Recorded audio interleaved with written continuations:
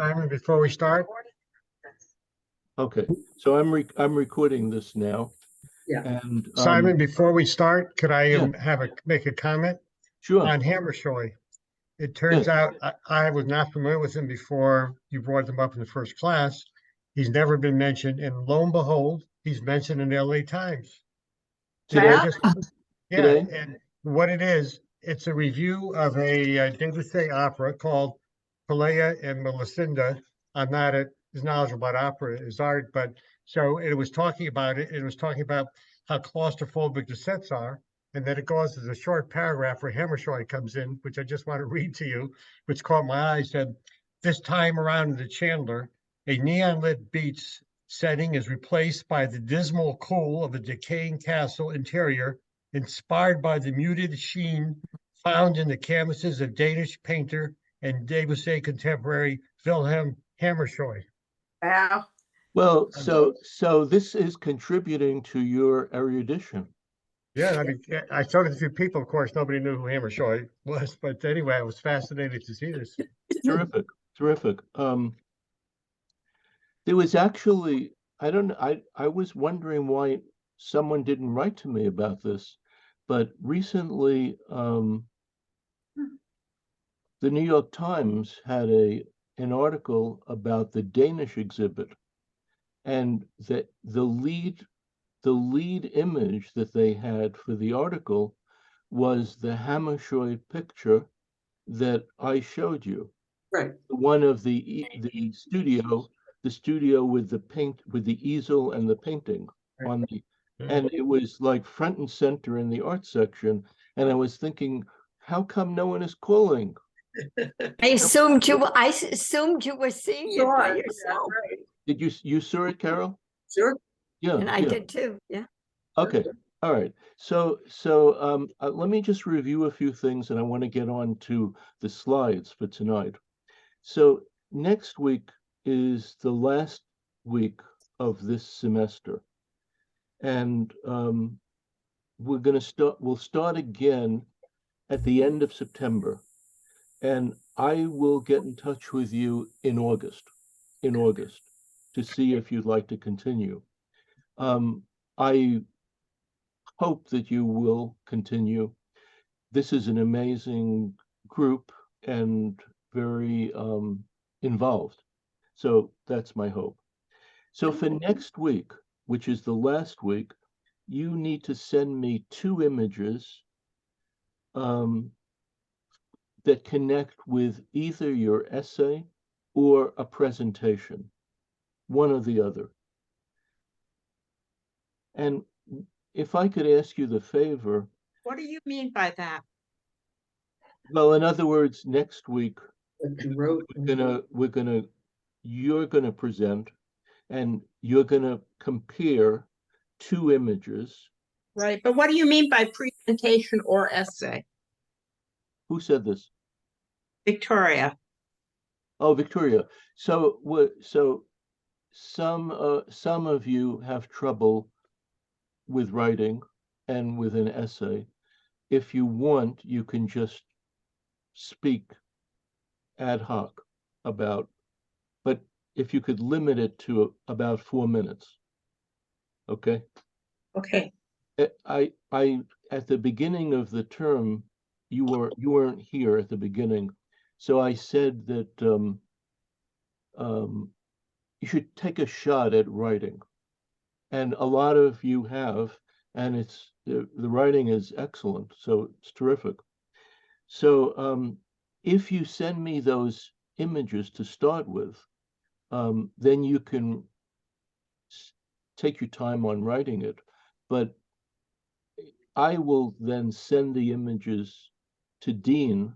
He's going to put them together for me and send them back to me in the way that I can project them. So Dean has had some urgent things that have come up, but he's helping me with the images. So anyway, so that's very nice.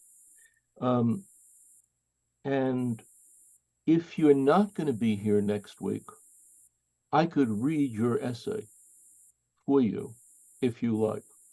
So for instance, Kathy, I know you're not going to be here next week.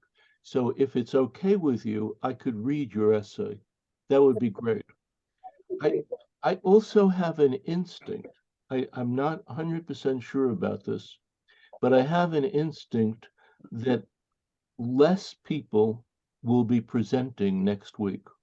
So if you want to do two, if you want to do two presentations or two essays, if you feel very enthusiastic and you want to do two, I'm pretty sure you'll be able to.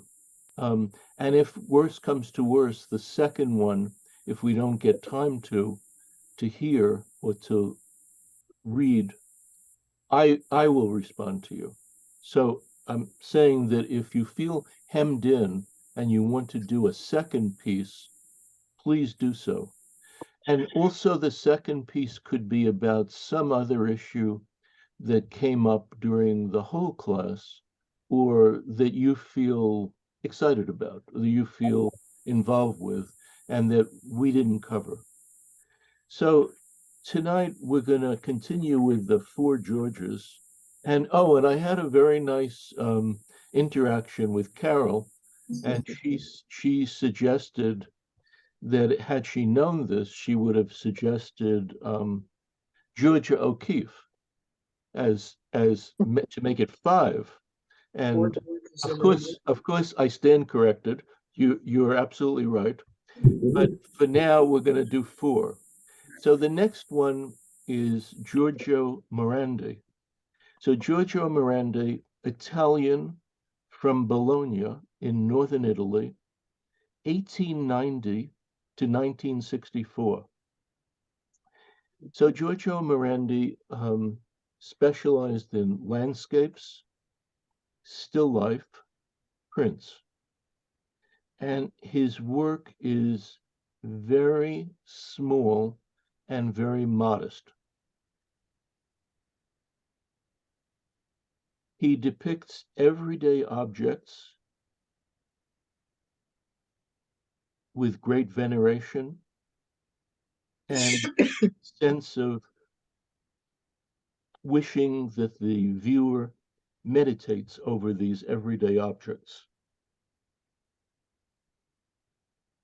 He is struggling to understand the world through the depiction of simplicity and modesty. His early work has a surreal side to it. The work is very quiet. It is minimalist and austere. Okay. And in their minimalism, you know, someone has their radio on or something is on. So if you could mute yourself, and then I'll ask you to come back and ask questions. But if you could just mute the screen. Oh, this is better. Okay. All right. So his work represents a particular modernist direction of austerity and pared down art.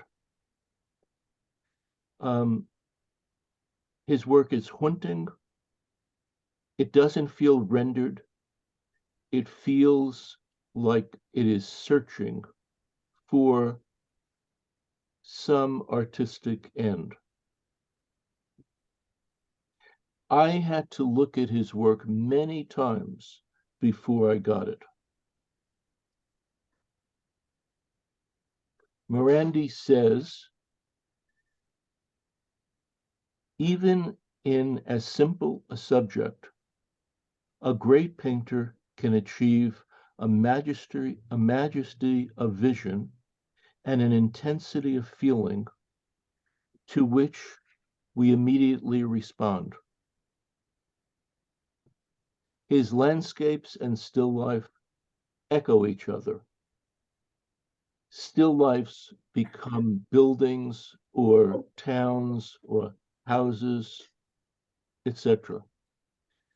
So let me see if I can do this. So I'm going to bring in the screen that has many images of Morandi.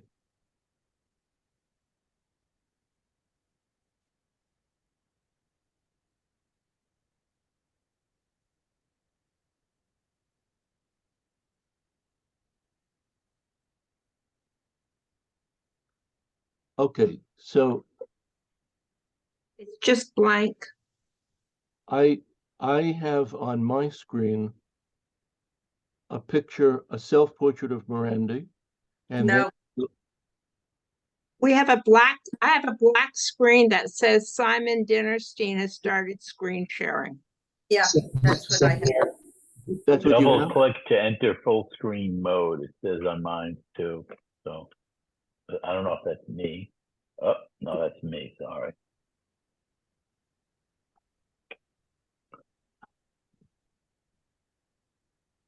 Well, that doesn't do it. Okay, hold on. Does this do anything? No? No, No, Okay.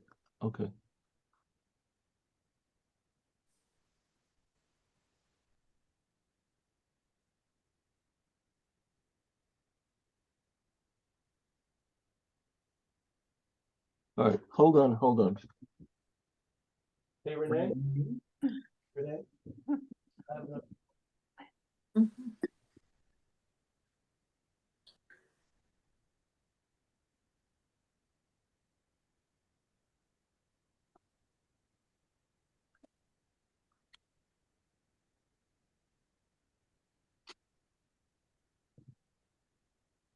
They're not seeing this on the screen.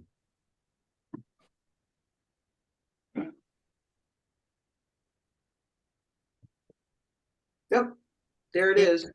It is. Oh, Yep. okay, great. thank goodness for Renee. Okay, But yes, I'm not going to be here next week. all right, I'll figure it out, really. Okay, so we're going to start with this self-portrait of Morandi. He actually does very few self-portraits, and his work is very quiet, very pared down, and his life was very hermetic, actually. And I believe he lived with his sisters, 3 sisters, in Bologna. And little by little, he became quite a well-known, renowned major artist.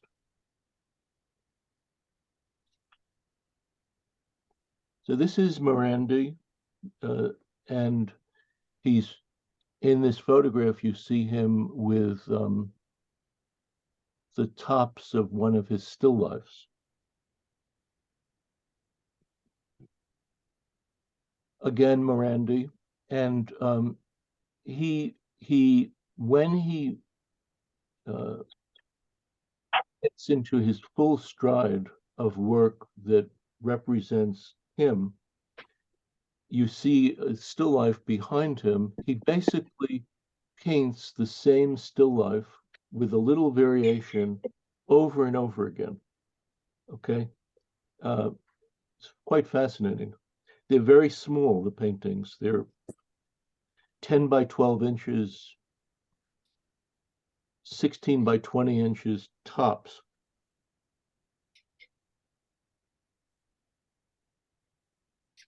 So this is an early work which is maybe more surrealistic than his work in general.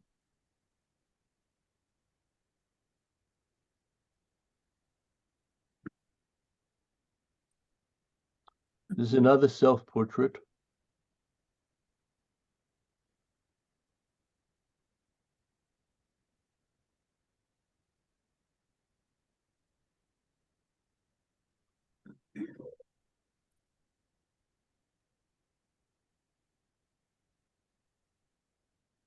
Again, another self-portrait.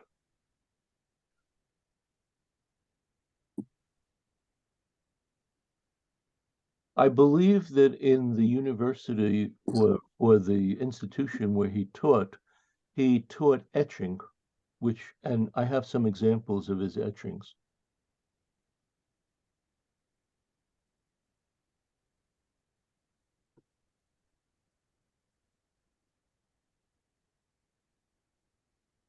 So this painting is like the first one that I showed, is more surrealistic than his work ends up to be.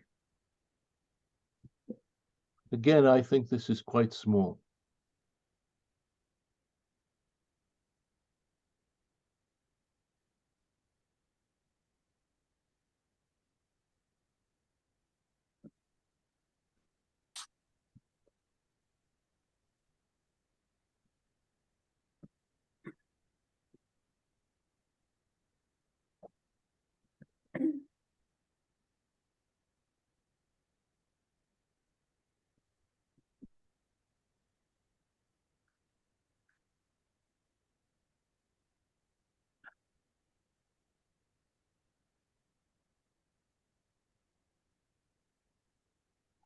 What he's primarily known for are still lifes.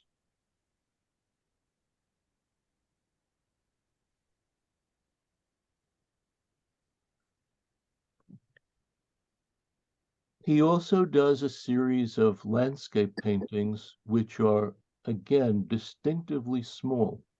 And I believe I have a larger desktop screen. And I would say that on my desktop, this image is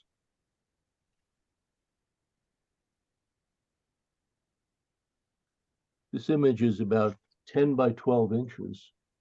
And I think that that's probably the size of the painting, 10 by 12 inches.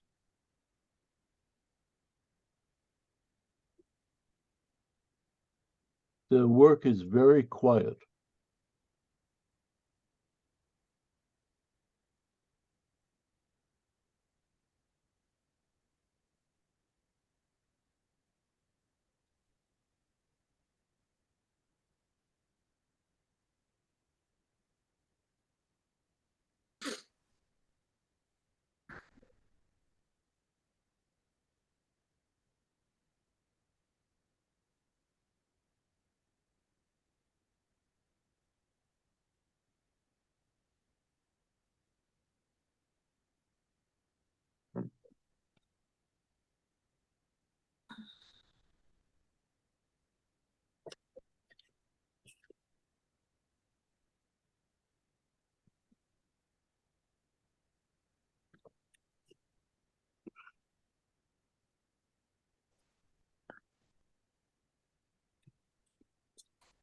It's unclear to me how long these paintings took to do, but if I was guessing, I would say one sitting or two sittings.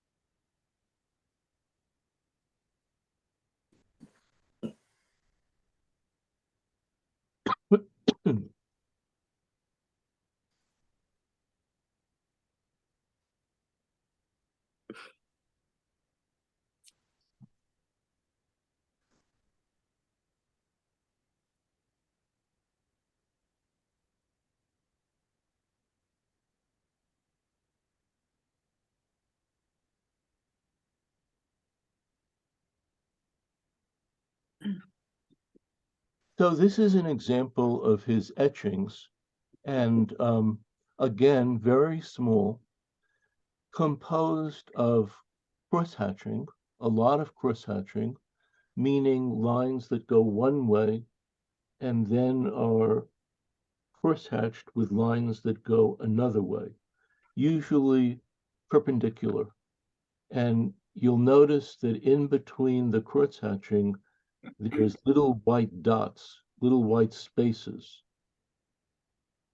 And in these etchings, all the lines are about the same weight. So these etchings represent his attempt at bringing his still life paintings to a graphic form.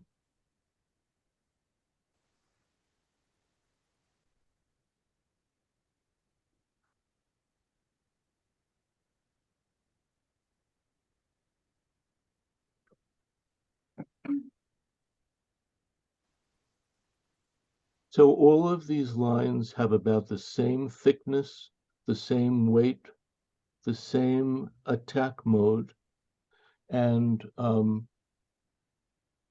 the beauty of an everyday object, the simplicity and beauty of these objects, and the struggle to figure out what these objects are. And you can see all those dots or white speckles that are really the paper in between the lines. These etchings in person are really dazzling. They are very rich.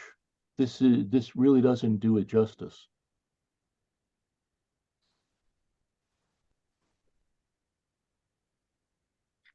And I would say these etchings are probably the same size as what I see on my screen, like 10 by 12 inches.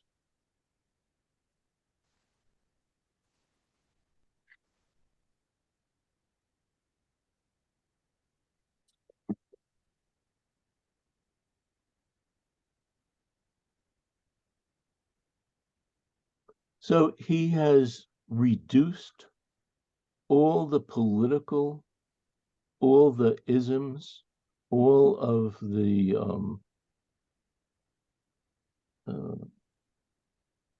grand tales of morality in art to a study of this simplicity.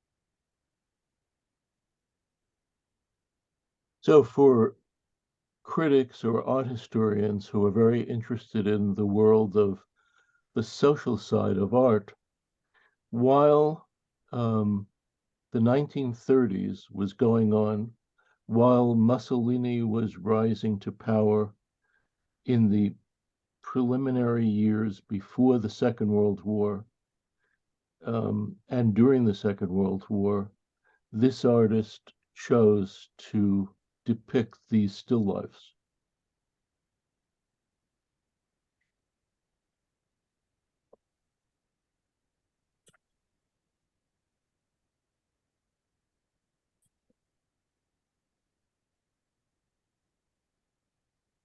What you lose in these reproductions is how rich this material is and the beauty of the graphic image. The blacks are very rich and just velvety and beautiful. Simon, how did he, oh, these are etchings, you said. What? These are all etchings? These are all etchings, yeah. Ah. Yeah. I tried to group them together, and then we're coming to the paintings. Mhm.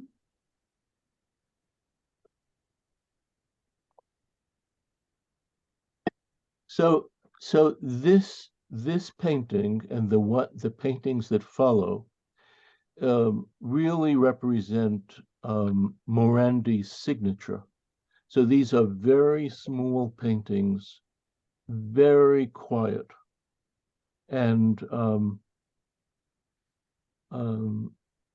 what I said before is that they are not rendered.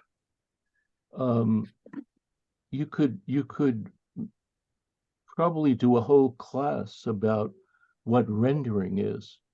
So they're not rendered. So rendering is how the form turns, how it has volume. And rendering is actually something that can be taught. So you can convey ideas of rendering to get the forms to have more weight, more body to them. And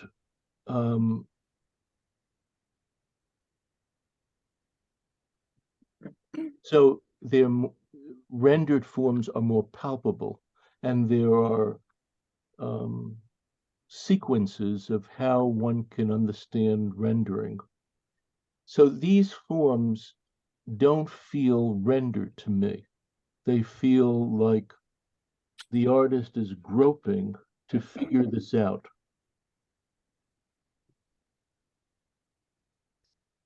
I don't know if that's clear, but you just have to go with what I'm saying. Also, the values here are very close together. Okay, they're close together in the grays and in a kind of creamy kind of look. They're warm, but they're not hot, but they're grayed down.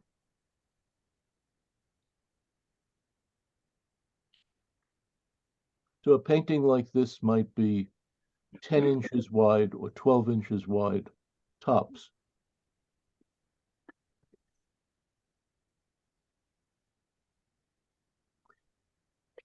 After you look at these for a while, or let's put it this way, after I looked at these for a while, to me, what I sensed was a great innocence in addressing the world or addressing this still life, these still lives.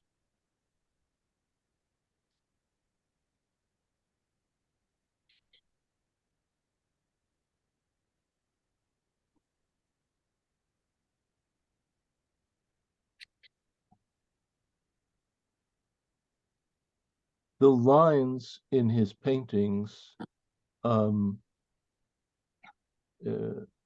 undulate or they waver. They're not entirely straight or clear.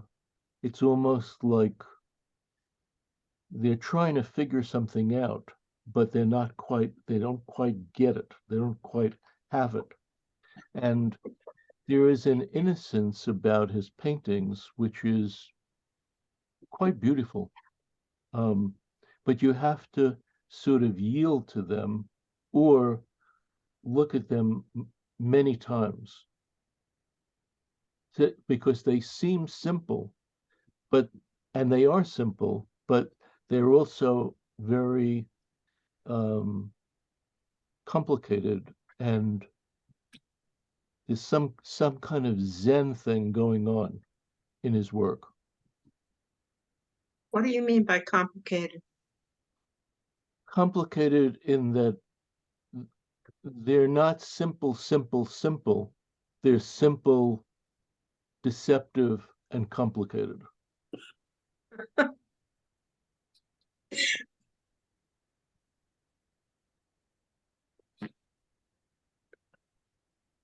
See, like for instance, the object on the far right, it seems to waver just slightly. Of course, wavering is, it's there's a range of wavering. We're not talking about Soutine, the wavering in Soutine. Okay, we're not talking about that. That would be funny. But we're talking about something that is just moving slightly or is not quite on point, is not rigid.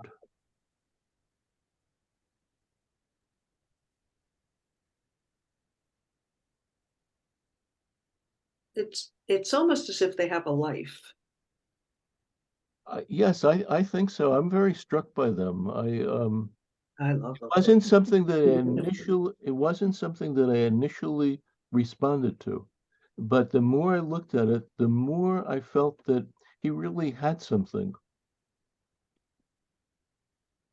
It's in a sense, it's a bit childlike. Mm,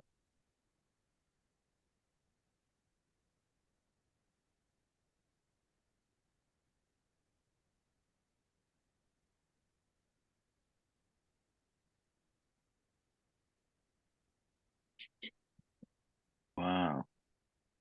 There are some beautiful photographs that were taken recently in of, his studio, right? of in his studio, I've seen them.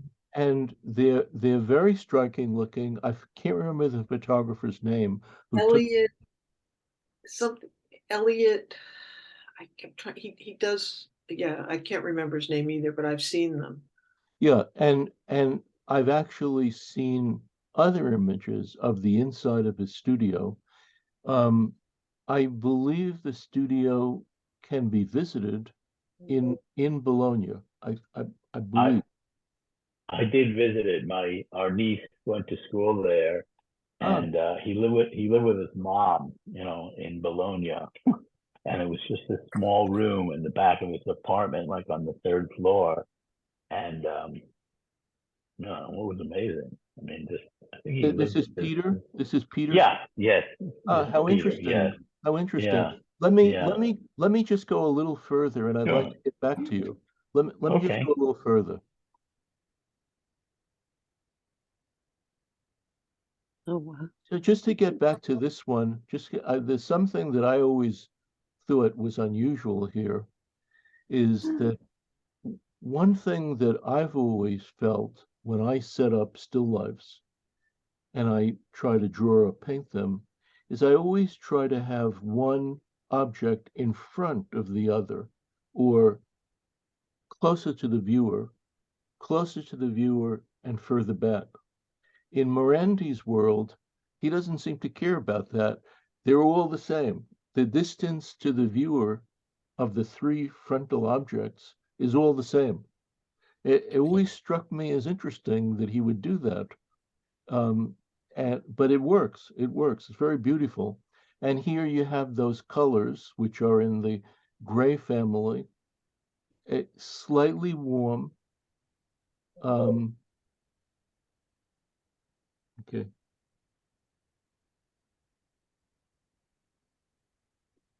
This is much more intense than, Yes, I think this is less characteristic, but I just put the slides on willy-nilly. I think that this is the last one. Yes, this is the last one. Peter, would you add something to what you said about visiting his studio? Yeah, sure. It was our niece went to school there, and it was just on a side street, in Bologna, and it was a three, walk-up apartment, and it was the entire apartment. And his studio, it was his mother's apartment, and he lived with his mom for his whole adult life. And it was just this one, smallish room that was his studio for his whole life, and it was, Did pretty they have interesting. did they have the objects there too? Uh, as I remember, they did. Yes, yes. Yeah, I think they did. Yeah. And did they have any of his paintings too? No, they did not have paintings. They did not have paintings. I know the furniture was there, and maybe there was an easel there. But there were his paintings were not on exhibit there. No, that I remember. The point that I made earlier about as all of these political events were going on, he continued to do these paintings and this work is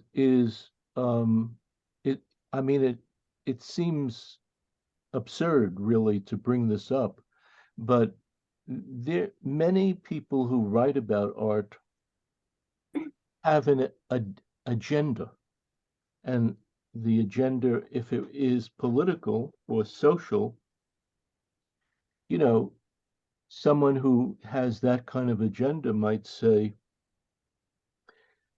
as Mussolini was coming to power, this man depicted three little objects in a still life. What does it have to do with political affairs.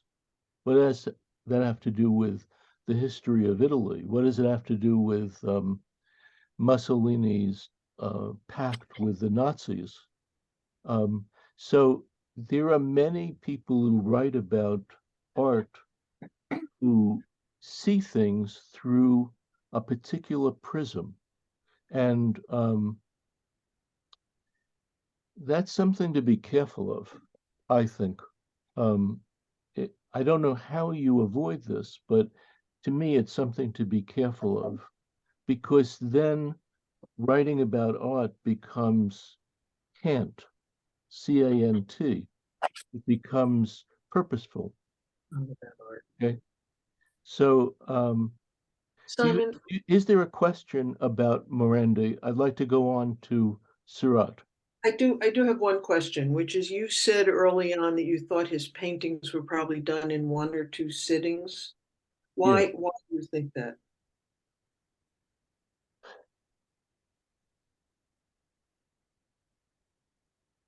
I can't say.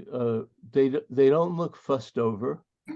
They look very immediate and spontaneous. So now he could have worked on it longer, but what he was trying to do was to keep a certain spontaneity about it Okay, and not give you a rendered form, to give you something that was outside rendering. that makes sense. Okay. And the outside rendering, this is something that I'm glad you mentioned this. The outside rendering makes it more modern. Mm, It flattens out the form. Okay. The form is flattened out and it's more shape oriented. So he fits into a modernist tradition. Do you have another question or comment? Simon, it's Len. I have a question. If these are oil paintings and they were done in one sitting, I don't have technical expertise with executing an oil painting. Can you, if you did this oil painting in one sitting, could you paint one color over the other, or would it be more like filling in like a coloring book where you can't really color one color over the other? No, you just paint one color over the other, over the other, over the other. You just do And the anything. drying, I thought you needed to do anything. let an oil dry for like 24 hours before you take a second pass. No. I don't think that this type of painting isn't based on it drying. This is a different kind of painting. This is just very direct. It's not glazed. It's just very directly painted. That's just the way it seems to me. Okay. Simon, I have a question. Yeah, The yeah. fact that you suggest he painted it in a day or two suggests to me he might be very prolific. So was he very prolific in terms of the number of paintings? Yes, I think he was. I think he did many paintings. And one of the second thoughts that I had about his work, but I've changed my point of view. So, but for a number of years, I thought that, I thought that there was something limiting about this because he had these 3, 4, or 5 or 6 objects, and he kept on rearranging them, rearranging them, rearranging them. But the more I looked at it, the more I felt a tremendous authenticity about these, a tremendous searching. In other words, even though many of the paintings have the same objects, these paintings are not based on a priori knowledge. It's almost like each time he saw this, he was all of a sudden it was a new thing. He just forgot about the fact that he did the previous one that had similar objects, and he had another problem. And then the next one, he had another problem. The next one, he had another problem. And the childlike way that he goes after this, is it's very refreshing, and very unique, actually. Simon, it's Sue. Yeah, yeah. I'm just wondering if part of what you're calling naive is related to his being so hermetic and not involved with people. And the last image you had, that, yeah, they almost look as close to human forms as he gets in a way, those Very bottles. well said. Very And well I said. wonder if the placements and all of that is, if there's something about connectivity or lack of with human beings in the way he uses these forms. Yeah. Yes, I totally agree. You could make a good argument that these are either like human beings or they are like houses or structures in a village, um, people living together. It's really quite unclear, but I would agree with you. Does Simon, Yeah. does the phrase still life have a different meaning in Italian, or is it an exact translation in Italian? I think it is an exact translation. I think it would be like nature morte. Yeah, that's what they, yeah. Yeah, I think it would be the same. But these paintings, Jason, although he did many of them, are very highly prized, and so it's rare to see an exhibits of these. The Metropolitan Museum had an exhibit a few years ago, and there's a small museum that's devoted to Italian-oriented art, I saw that too. and they had an exhibit of this many years ago. Not many years ago, a few years ago. There was an exhibit at the Phillips Collection also about a decade ago. Okay, In okay. which they brought the bottles. What? The bottles? Yes. Yeah. Oh, by the way, this reminds me, Rita, Yes. I looked up George de la Tour exhibits Paris. Okay. Orangery, yes. Yes. 1972. Yeah, that would have been it. Yes, and it sounded like a great exhibit. So I wish I was there. 1972. Yep. Simon, the photographer, Yeah. photographer we were both thinking about was Joel Meyerowitz. Yes, yes, Yeah. that's right. That's right. Joel Meyerowitz. Yeah, that's exactly right. All right, let me go on to George Seurat. Okay, let me go on to Seurat. Okay, so this is George Seurat, Seurat, 1859 to 1891. Wow. Now, as opposed to Morandi, Seurat's art and my response, love at first sight. Absolutely struck by his work. 32. He is influenced. He lives to be 31 years old. Okay, so this is amazing. He is influenced by Piero della Francesca very clearly, and you'll see that in his work. A number of years ago, for the very book that I talked about earlier, I was interviewed by an art historian named Albert Boime, Boime. Very interesting man, loved art, and wrote a terrific essay for that book.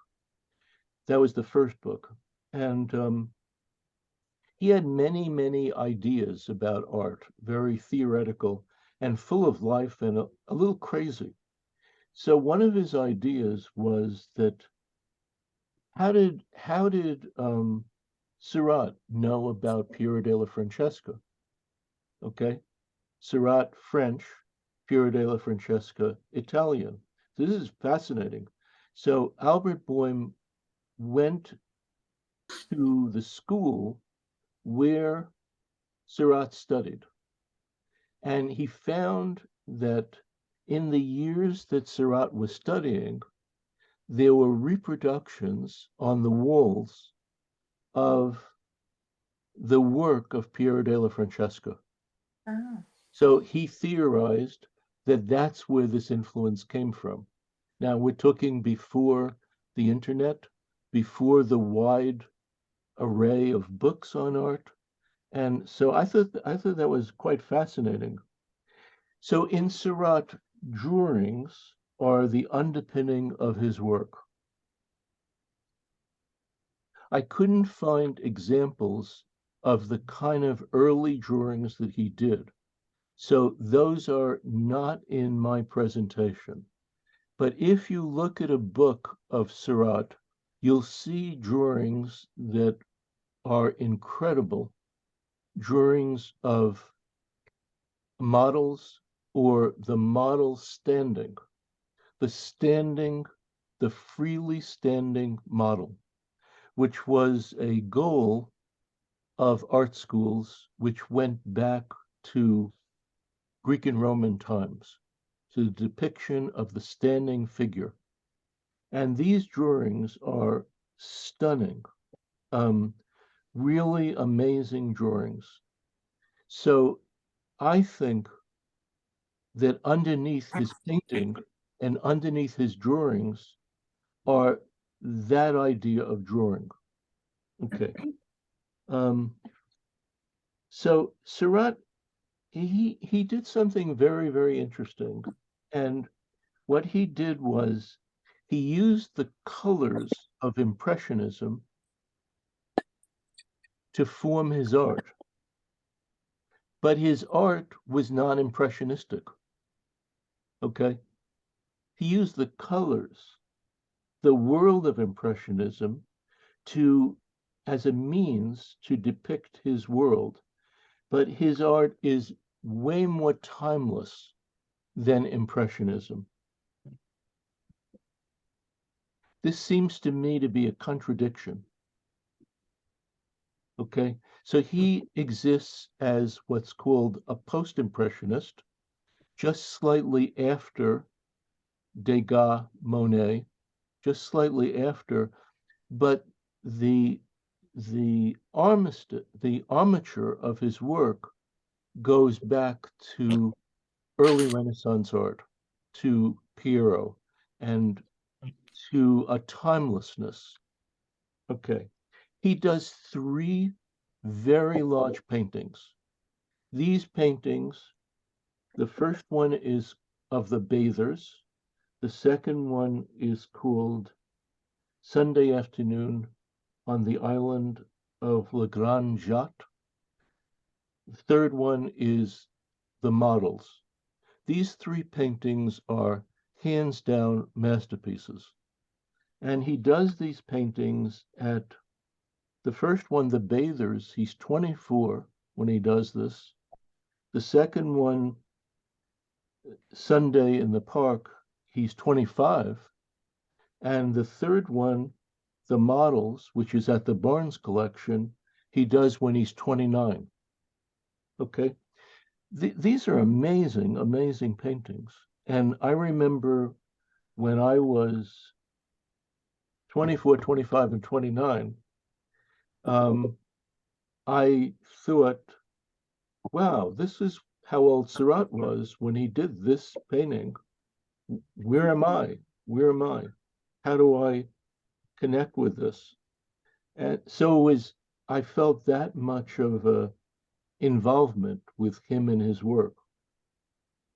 And the paintings and the drawings are even more abstract in person.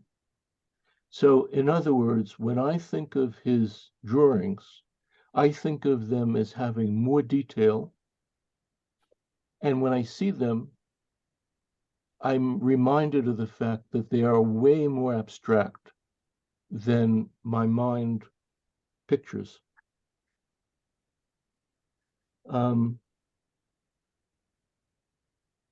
One part of this presentation struck me as amusing, which is that if I was talking about Seurat and it would have been like 20 years ago, 25 years ago, I would have started with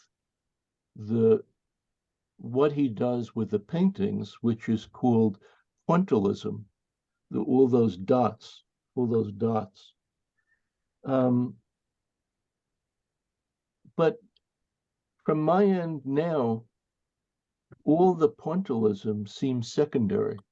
What seems primary is his vision.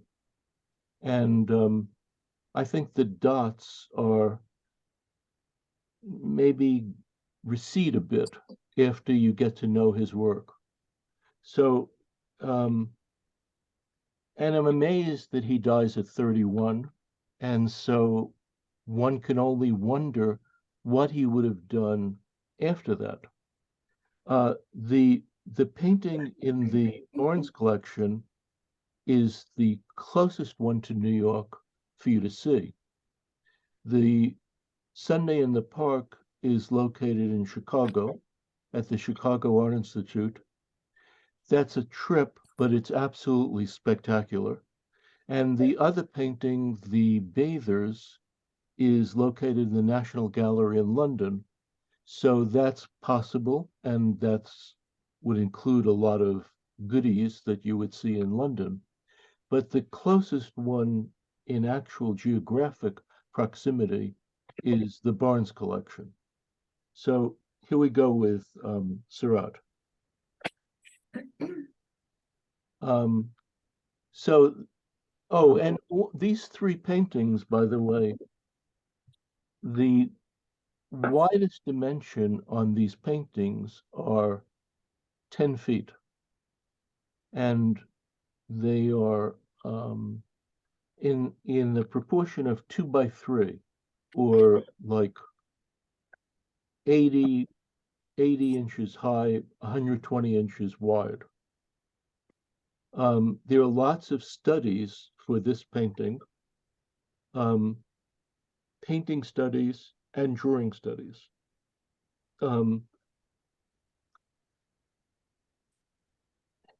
So this is a very large painting. This is about 10 feet wide. And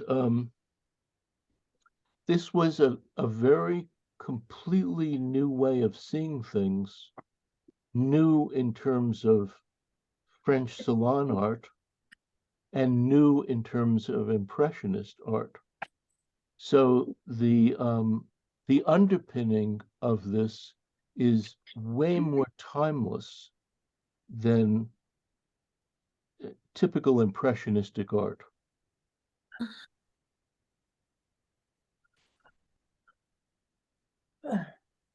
On my screen, I'm missing the far right part of this, which is a shame, but maybe there's another reproduction that has this.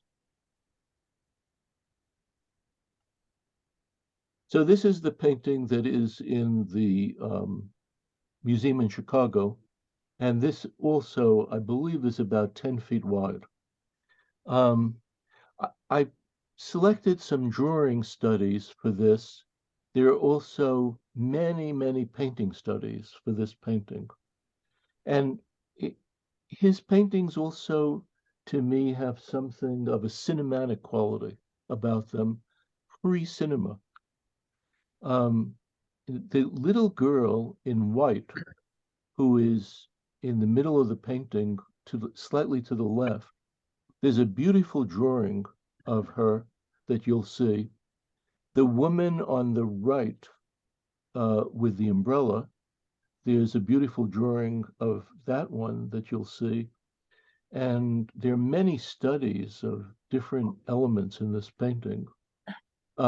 This painting is in a room at the Chicago Art Institute, which has, I believe, it's the collection of a woman whose name I forgot, but it is a great room. I mean, it's like one of the greatest art rooms you could see. So this woman, I think she was very keen on this period of time, Picasso, um, paintings which bridged tradition and modern together. It's a really wonderful, amazing room.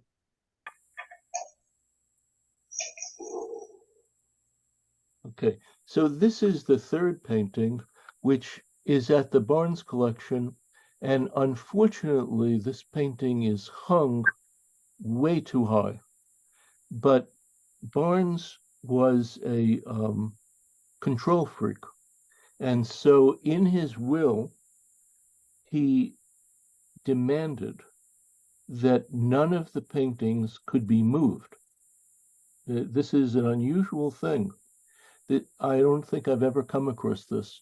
None of the paintings could be moved, not just to another museum, but within the room that it is in. Okay, so he presented tableaus of paintings together, 5 or 6 paintings.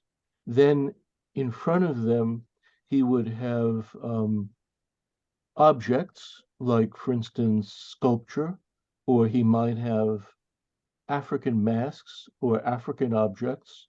And then somewhere amidst the whole thing, on the far left or far right, he had metalwork which came off barns in maybe New England or in various parts of the United States. So when you looked at a wall, you saw multiple paintings arranged for some, arranged for some reason that he had, sculpture, the metalwork decorativeness, and he demanded that none of these could be moved. None of these could be exchanged or altered. So when the Barnes collection was moved from where it was on the outside of Philadelphia to mainline Philadelphia, right by the Philadelphia Museum, what they simply did is they reproduced the rooms that Barnes originally had. And some of it, I mean, this is spectacular collection, but some of it is kind of dopey. So you'll see this painting in a slide, maybe 10 feet off the ground. Okay, but this painting is simply amazing. And in the painting, you see the second masterpiece to the left, to our left, on the side. And there are nice drawings and paintings of all different aspects of this painting. So, for instance, we're coming to, sorry, I messed up on this, on having this names here. I didn't mean to do that. But this would be a study for the figure on the right here. And here in the study, you could see all those dots and the way it's painted. Simon, what is that painting called? I'm sorry? What is that one that these are based on? What's the name of that painting? The name of it is either the 3 models or the models. Okay. The 3 models or the models. This one, you could see how much more abstract it is. Yeah. It is like really spectacular. This is a very small painting. This painting is probably 10 inches high. You'll see a reproduction of this later, so you'll understand how small it is. Okay, so these are the 3 studies together, which I think this shot, this photo, came from an exhibit on Seurat. Maybe it was an exhibit of Seurat's drawings, but each one of these is about maybe 10 inches high. These are just absolutely dazzling. These, I've been interested in how these pointillists also use the technique on their frames, on the surrounds of these paintings. Have you been Yes, aware? yes, that's a good point. So Seurat painted the frames, and in the one in the middle, you could see what he did with the painting on the frame. The way these are framed is they emphasize the modernist quality of these frames. So the frames are very austere and they're kind of cutaway frames. But he did in certain of his paintings paint the frames, just like you said.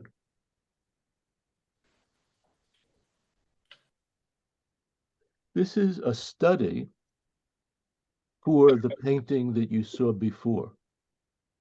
And this is fairly small. I believe that the next one, you'll see how small this is. So the three paintings were done before he was 31. This shows you how small the painting is that you just saw.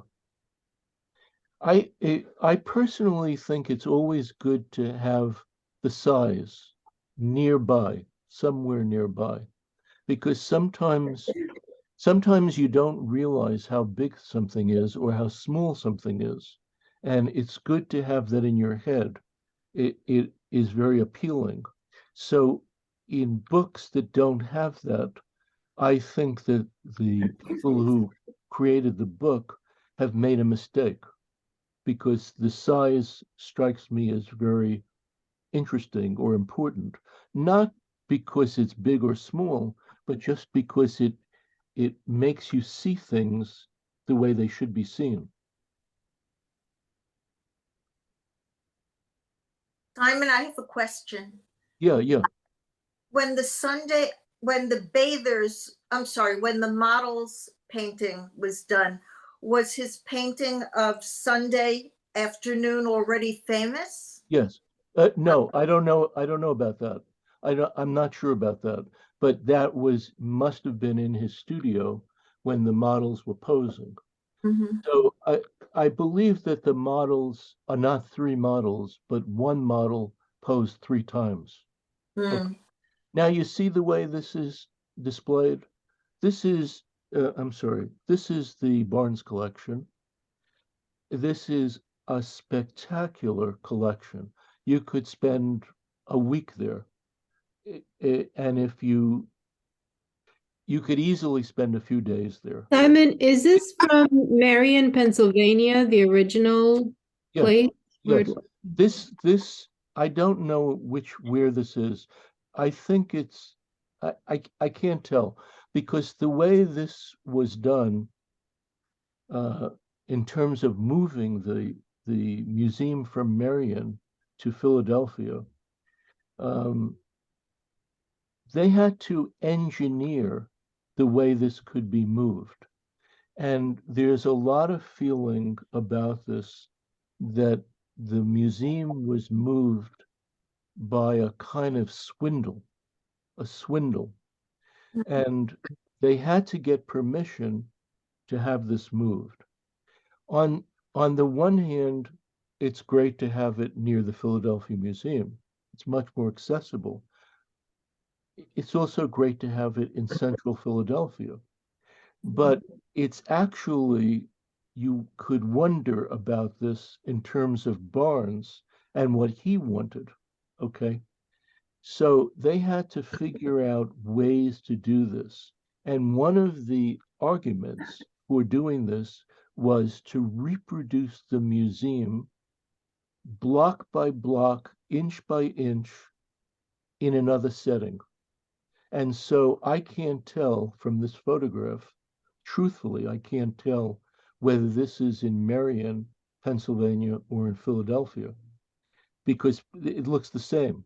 Now you see near the Seurat painting on either side, the ironwork.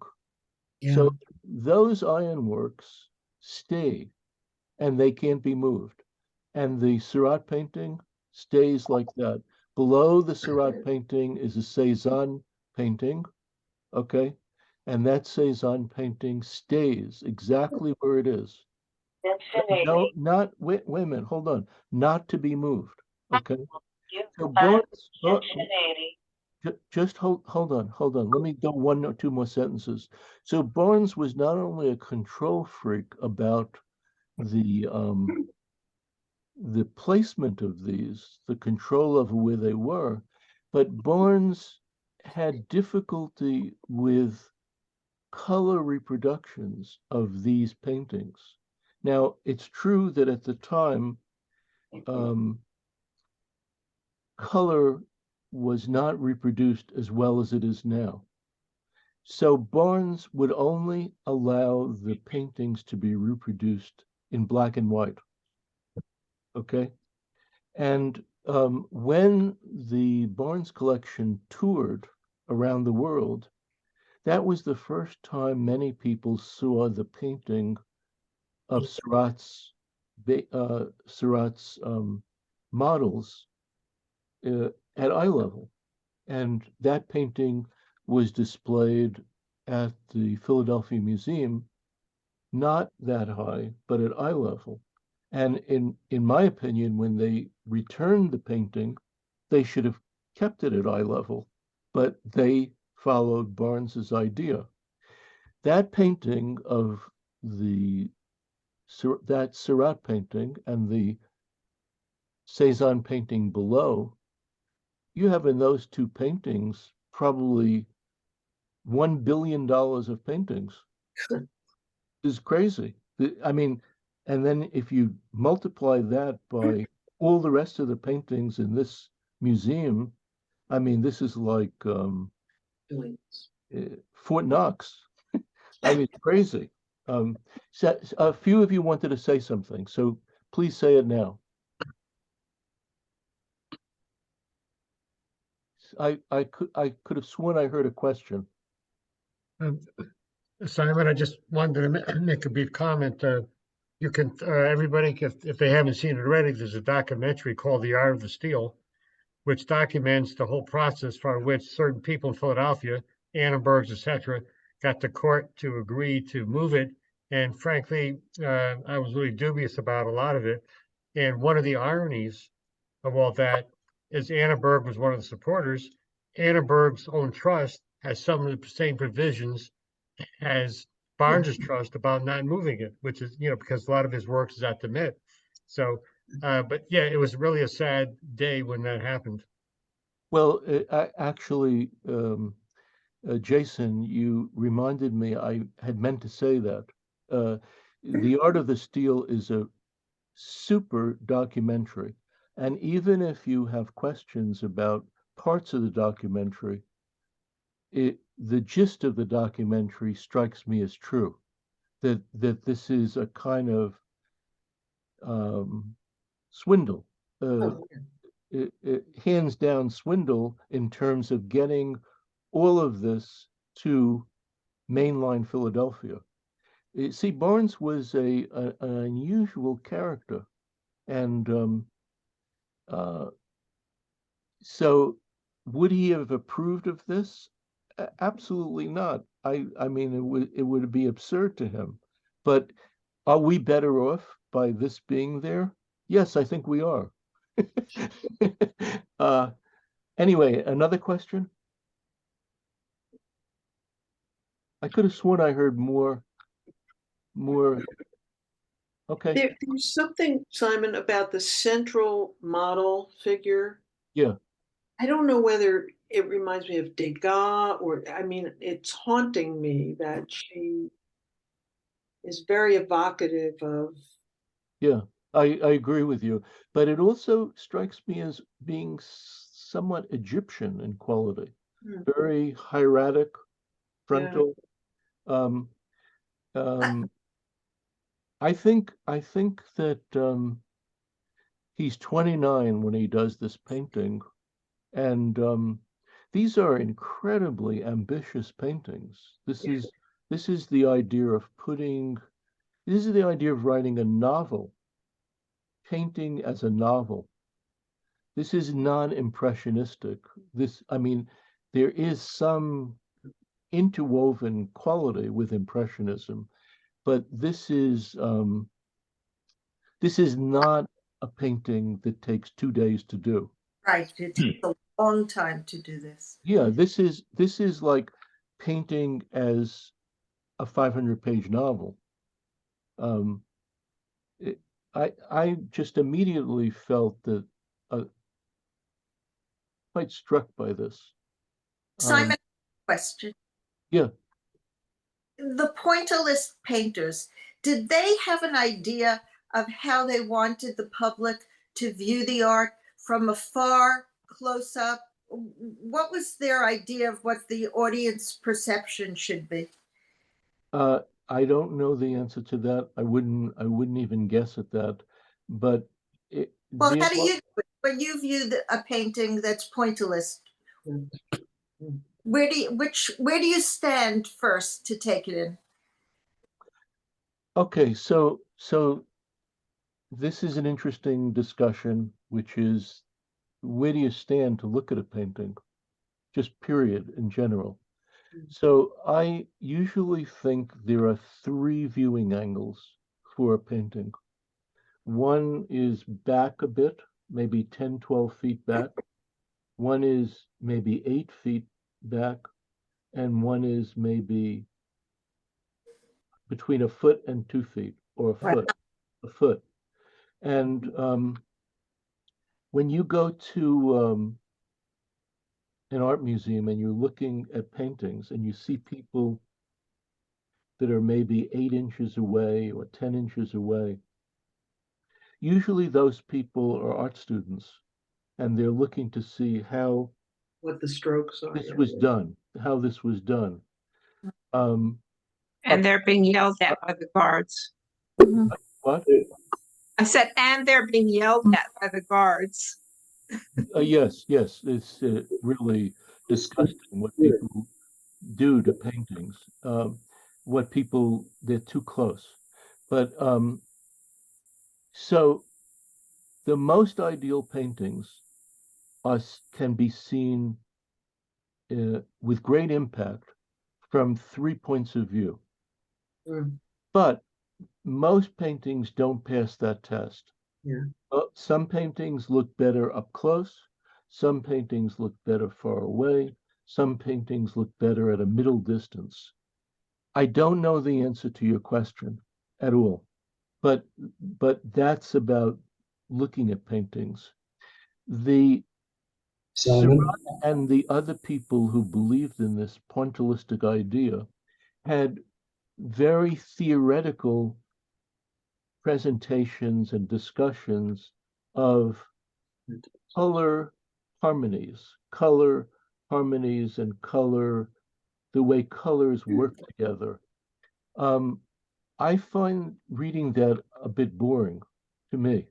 It's very scientific and it's about how colors mix with each other and to create new colors. Okay. But I don't know the answer to your question. But there is a part of this that if you just abstract the pointillism, there's a part of it that seems heavily intellectual, but like maybe running on a train that's not the art train, but the next train over. Okay, that's my take. But this is a fantastic museum. Even though this is way too high, I would say this is one of the great museums in the world. So, I mean, if you have not visited this museum, it's quite something. Let me continue, and then we'll have questions at the end. Okay, so this is a detail of the first painting you saw.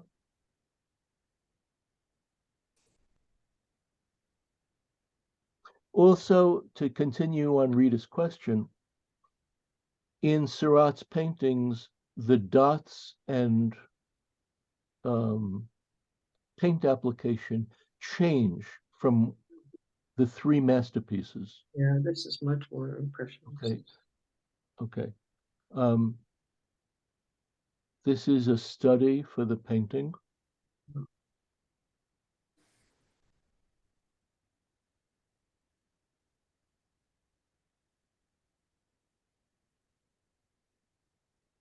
This is a study for the painting An Afternoon in the Park. I believe that there's a drawing of the monkey and a drawing of this woman.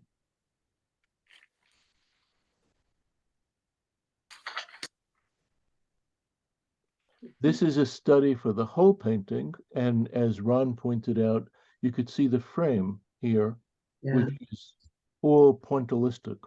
right. Simon, Yeah, Simon, Sue. yeah. Sometimes when you're talking about painting, you'll refer to the fact when you look at the painting, you can tell that the artist loves paint by the way he applies the paint. In the case of Seurat, what do you think is his relationship to paint per se? And what do you think is the main passion that drives him? It's a great question. That's terrific. I think he would be someone who loves paint. That would be my take. I think that the intellectual part is there in his writing and his theories, but really, if that's what it was, you wouldn't feel it.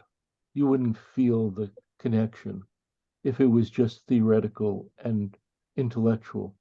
So he is a very intellectual artist, person with a really great mind, but this is definitely painted. And what was the second part of your question? What do you see as the main passion that drives him in his painting? Well, I think in the three large paintings, I would say the passion is to recreate a great painting machine of life, but in Impressionist times, in the late 1800s, to recreate the power of paintings that he probably saw in the Louvre, but redo it in terms of contemporary life. So he took that as a challenge, and I think those three are very successful. I think they're great, hands down great. Let me continue, okay? Okay. So this is another study of the same area with no one there. And the studies are endless and small and just on and on. I don't know if this is a study or if it is just a detail of Sunday in the afternoon, but this is the monkey. Now, he does a series of drawings, and the thing that I want to point out on these drawings is that if you can find the early drawings that I was talking about, the drawings that he did in art school, which are super realistic, have an amazing line to them, an amazing sense of form and volume. In my opinion, underneath here is his ability to draw. He does these drawings in Conti crayon on a paper which is called Michelet, Michelet. The paper is very textured, okay? So the blacks sit on top of the paper, okay?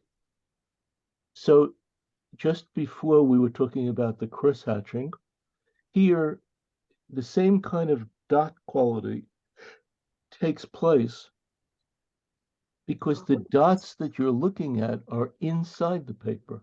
Mm. The blacks are on top of the paper.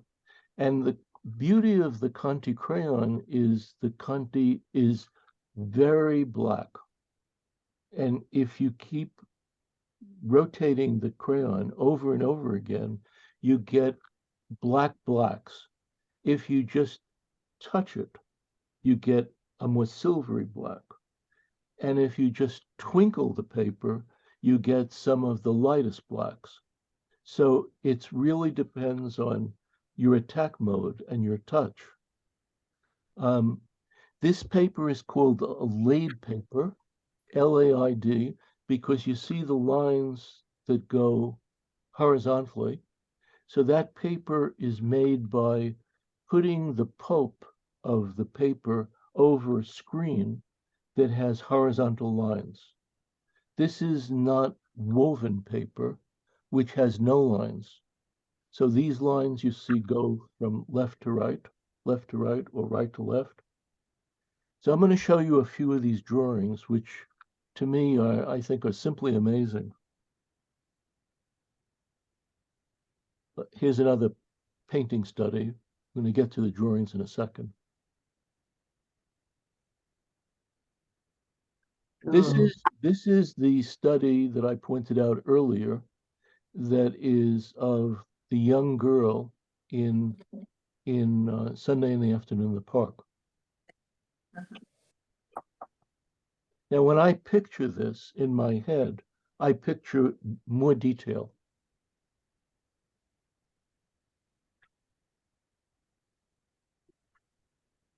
This is a very revolutionary way of drawing.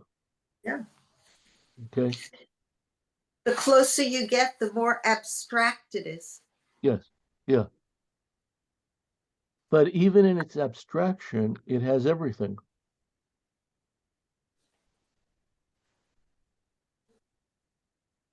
I don't know why I have this, but this is another painting, okay, which I sort of thought to throw in.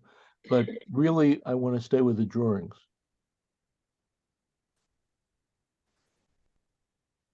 This is a spectacular drawing. I think it's in the collection of the Metropolitan Museum.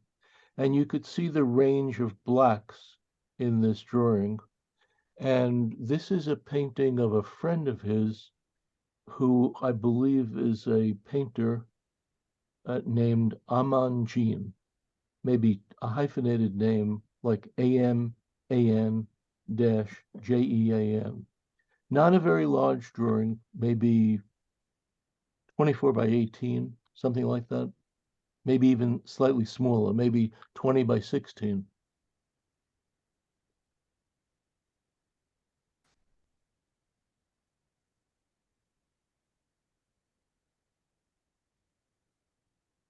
So this is a painting, I believe it might be Seurat's mother reading. Is it a But painting or a drawing? here, just let me continue. Here you're almost crossing a line into modernist, contemporary directions.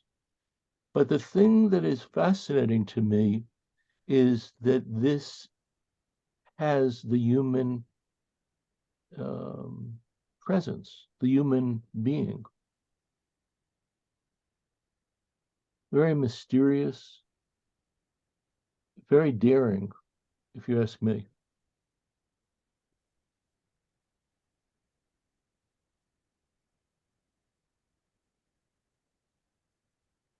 $1880.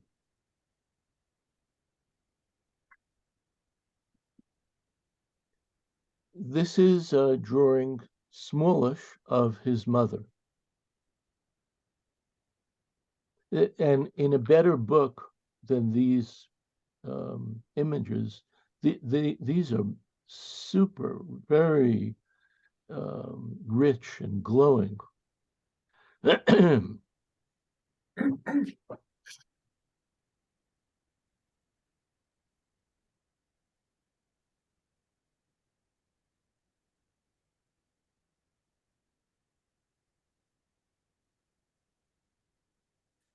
So just to repeat, my theory or feeling is that underneath this form are the drawings that he learned while he was an art student, which were much more realistic than this. And this framework sits on top of those drawings. Not literally, but conceptually.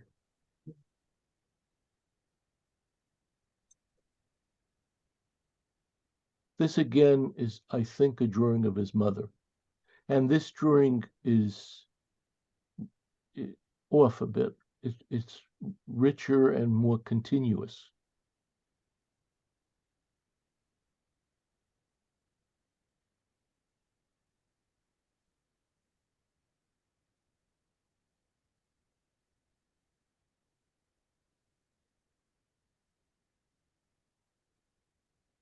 I have a question. Yeah.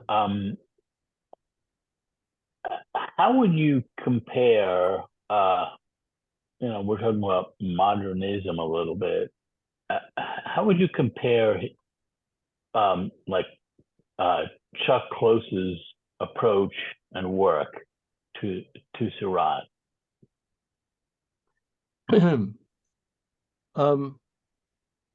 Let me just keep going a bit with this. Okay. Because I'll get back to that. Let me just keep going.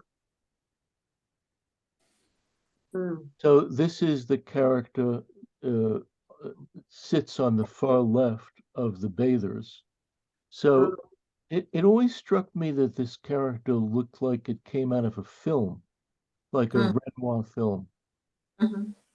And it feels very cinematic, and the use of the rectangle in this is very modern, very contemporary, and it's pared down abstractness, same, very contemporary.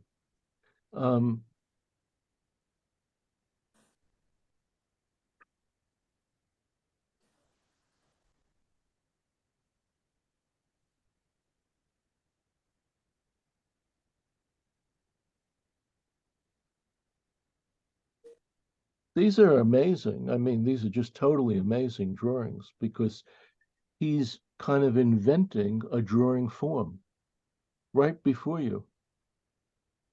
And one wonders what would have happened to his art had he lived to be 60 or 70 or 40.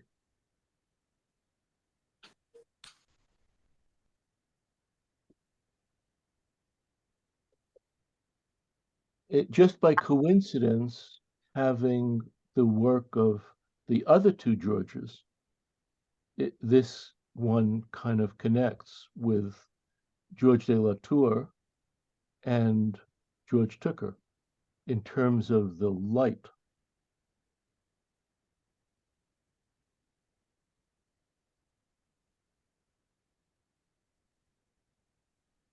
What's daring, it strikes me, is the lack of detail and the risk that he's taking here.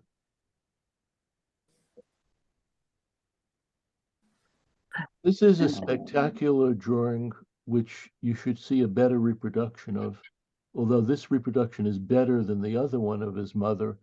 But this drawing is, I'm pretty sure, owned by the Metropolitan Museum. And when I picture this drawing, I picture much more detail in her head. So if you take this woman's head and you jump from this woman's head to Piero della Francesca, you get something kind of a weird analog between the two. And I think there's something to that.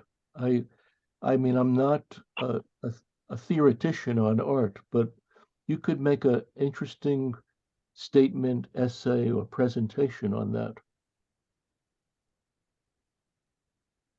Not very large either. I don't know the size, but I would guess 12 by 16 inches.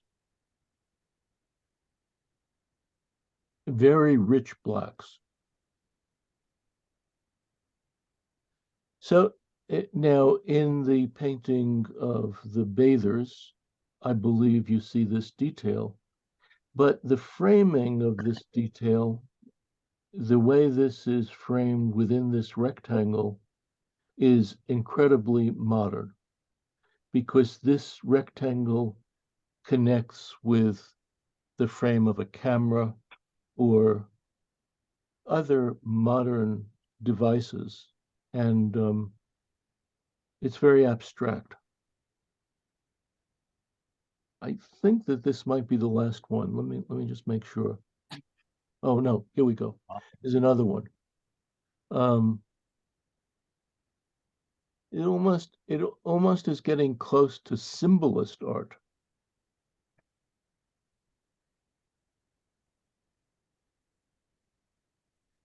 Very visionary. It's also very photographic. Yeah, it is. It is. Yeah, yeah.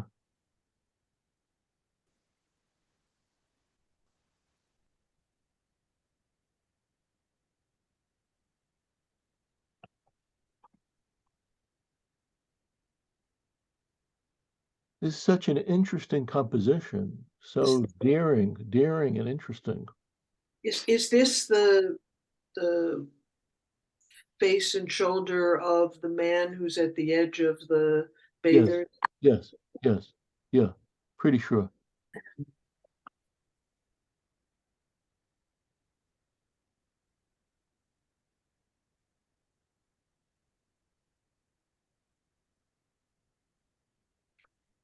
That's Tooker.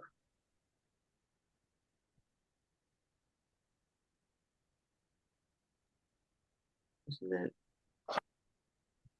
Well, this is just stunning, I think.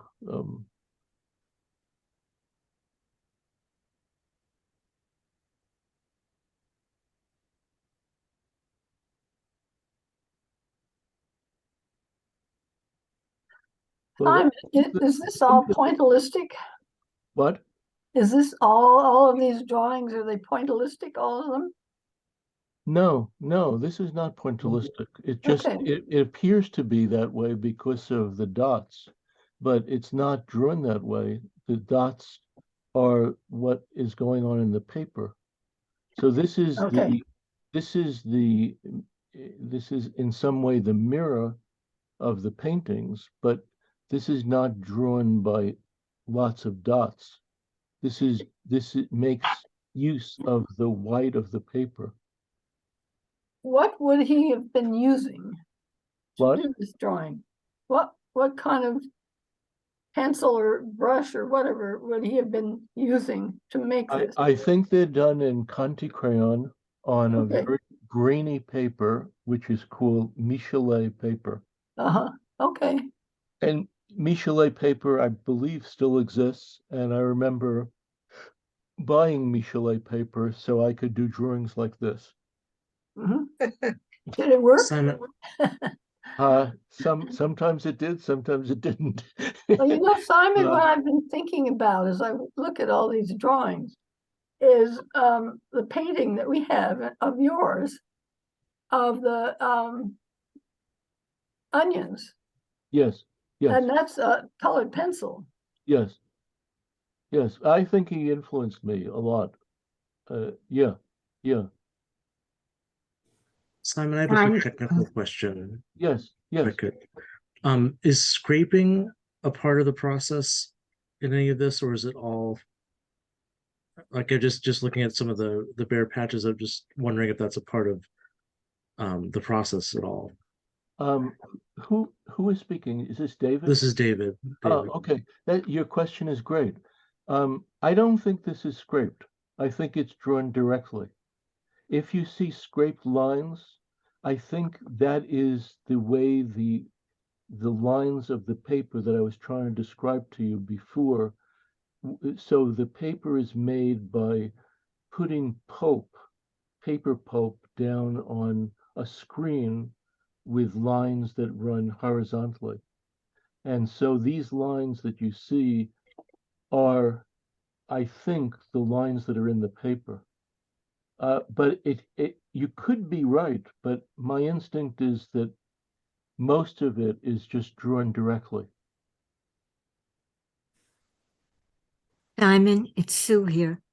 Yeah. Did his idea of pixelation in painting come out of seeing this effect on the laid paper with the crayon? That's a terrific question. I don't know the answer to that, but they certainly seem to go hand in hand. I think that maybe this is the cousin or the sister of the paintings. I don't know, but they seem like there's one mind at work producing the painting and the drawing. That's how it strikes me. It, Julie, I think I saw you earlier. Am I correct? Yes, I'm here. Do you have a question or Not so far.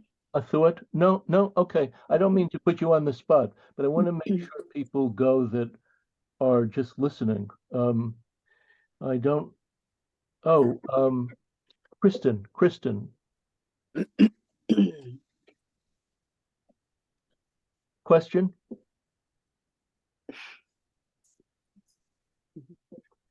Kristen? Maybe she disappeared. Oh, okay, okay. So it is after 8:30. Victoria, do you have a question?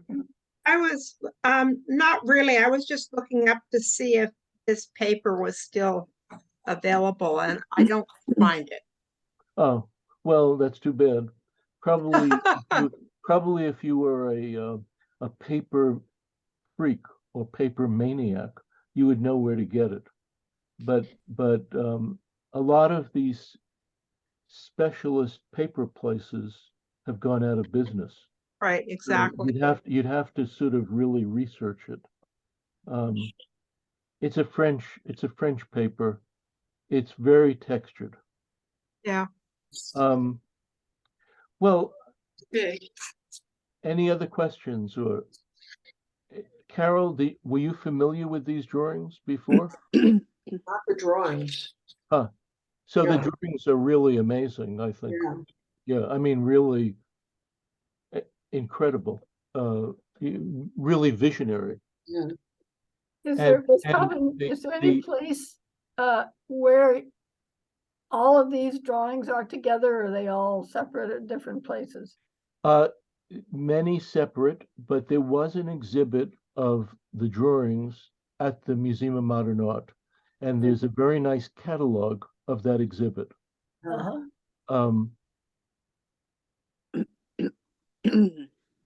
Anyway, Carol, the thing that I wanted to say about this is that just to repeat what I said before, but in a different way, that as visionary as these are and as modern as they are, the thing that strikes me as compelling and fascinating is that it retains the humanity of the people, Yes. and so I like that combination. Much more so than the paintings. I sort of thought I think. sort of similar, frankly, but these are even more modern. Right. I think, but sort of, I like that combination, so that you feel a tradition, and then you feel where it's changing. It appeals to me. I think your point of his drawings, his training, his drawing is right. I hope so. I hope so. Yeah. I've thought about him a lot. I think he's so interesting, and Ron, do you have a question or a thought? I had an observation, and that is that there has been some research as to the distance at which perhaps non-artists will view photographs and paintings, and it turns out that it's often equal to the diagonal of the piece. Viewing distance. Well said. Well said. Yes, well said. The optimal viewing distance is the diagonal.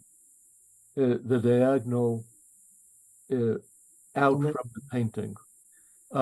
I've heard of that too. I like the idea that there are 3 viewing distances, and when you really hit it in a painting, and it can exist from those 3 levels, then you really have something. Oh, Lucia, are you still around? Are you going to sleep? Lucia? I love you. Oh, okay, I didn't hear you. Lucia, are you still there? Oh, okay. Anyway, so please send me the 2 images which compare any of these 4 artists. The 2 from today, 2 from today, or the 2 from last week. Okay, or if you want to compare those 2 with another image, that would be great. That's fine. And then for next week, prepare something to say. If you feel very excited or very worked up, you can do a second group. Before we go, is Sean here still? No? Yeah, I'm here. Oh, you are here? Yes. Okay. Was there a question you had? Or an observation? I have a question. The Guggenheim has a couple of these drawings up in the permanent collection, I think. Oh, yeah, in the Guggenheim Museum? Yeah. Yeah. I think you're right. Anyway, so I will see you next week, and this has been a lot of fun. Yes. And it's great that you're interested in these artists that I find very appealing, and I've spent a lot of time thinking about. And thank you so much, and Yes. see you next week. See you next Okay, week. see you next week. Simon? Thank you, Anthony. Yes. Bye. Thanks, Simon. Yes. Okay, see you next week. And you have a question? Hi, Someone it's has a Julie. question? I have a question. Yeah. Do you know the name of this painting that with the woman praying? This one? Mm-hmm. No, Yes. this is a boy who's making a sound with his hand, Oh, like bellowing, or I don't know what you would call it, but it's a boy. is this a study or this is a painting unto itself? No, this is a drawing. This is a study for one part of the painting of the bathers. I see. Okay. Thank you. Simon, a question about the link in order to see all these things, because the earlier De La Tour and Tooker, that's a separate link, isn't it? Or are they all the same link? No, the De La Tour and Tooker is one link. Tomorrow, or tonight, I'll send you the link for these 2 today. Oh, okay. I'll send you the link for these 2 today. Okay, great. Dory, do you have a question or something? Can't hear you. You have to unmute.